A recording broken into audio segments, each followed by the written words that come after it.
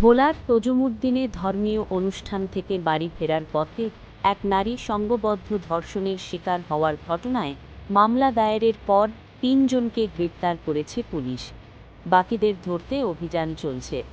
গত ২২ ফেব্রুয়ারি দিবাগত রাতে উপজেলার চাঁদপুর ইউনিয়নে একটি ধর্মীয় অনুষ্ঠান থেকে বাড়ি ফেরার পথে ২৫ বছর বয়সী এক নারী সংঘবদ্ধ ধর্ষণের শিকার হন বলে অভিযোগ ওঠে।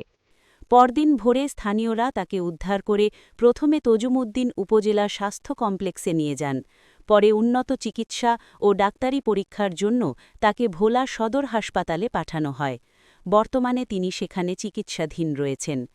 এ ঘটনায় ভুক্তভোগীর পরিবারের পক্ষ থেকে তজুমুদ্দিন থানায় ৪ জনের নাম উল্লেখ করে এবং অজ্ঞাত আরও কয়েকজনকে আসামি করে মামলা দায়ের করা হয়। মামলা দায়েরের পর পুলিশ অভিযান চালিয়ে এজাহারভুক্ত ৩ জন আসামিকে গ্রেপ্তার করে গ্রেপ্তারকৃতদের আদালতের মাধ্যমে জেল হাজতে পাঠানো হয়েছে। ২৪ ফেব্রুয়ারি সকালে তজুমুদ্দিন থানায় আয়োজিত সংবাদ সম্মেলনে অতিরিক্ত পুলিশ উপসার্কেল জানান, জেলা পুলিশ সুপারের দিক নির্দেশনায় সদর সার্কেলের তত্ত্বাবধানে এবং থানার অফিসার ইনচার্জের নেতৃত্বে অভিযান পরিচালনা করে আসামিদের গ্রেপ্তার করা হয়। ঘটনার সঙ্গে জড়িত অন্য আসামিদের গ্রেপ্তারের জন্য আমাদের অভিযান অব্যাহত রয়েছে। তদন্ত সাপেক্ষে আইনগত ব্যবস্থা গ্রহণ করা হবে। ঘটনার পর এলাকায় চাঞ্চল্যের সৃষ্টি হয়েছে। পুলিশ জানিয়েছে মামলার তদন্ত প্রক্রিয়া চলমান রয়েছে। জিহাদ আহমেদ, তজুমুদ্দিন, ভোলা। জুয়েল, আরেকজনের নাম হচ্ছে আলামিন ওরফে সম্রাট।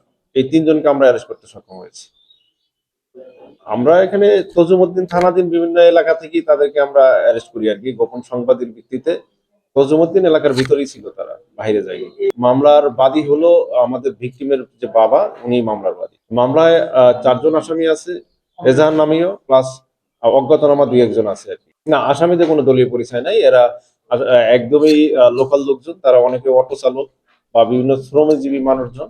তারা হয়তো বা মানে দেশের বশবর্তী হয়ে এই কাজটা করে ফেলছে আর কি। এখানে কোনো পলিটিক্যাল বা অন্য কোনো অর্গানাইজেশনাল কোনো তাদের পরিচয় নেই।